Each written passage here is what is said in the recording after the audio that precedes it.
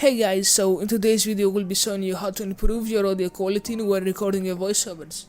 Now the first thing you need to do is open up Google or go to the link in my description and download Audacity. This is a program that's gonna allow you to record all your voiceovers. I recommend downloading the installer, but if this doesn't work for you, download the zip file. For the zip file though, you're gonna need WinRAR. Now after you've done that, fire the program up. Click OK, and now I'm gonna do a test.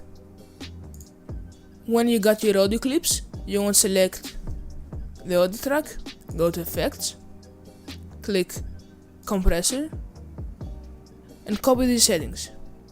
Then click OK. Go to Effects again, go to Equalization, change the select curve to Bass Boost, and change it from 9 decibels to 3. Click OK again, and now do the exact same thing, but this time change the select curve to treble boost and leave it as it is. Then click OK. After that, go to Effects again, click Normalize, click OK. And now to get the noise profile, select the first 5 seconds of your recording, go to Effects, click Noise Reduction, and press Get Noise Profile. After that, do the exact same thing, but this time with the entire clip selected. Go to Effect, Noise Reduction, and copy the settings.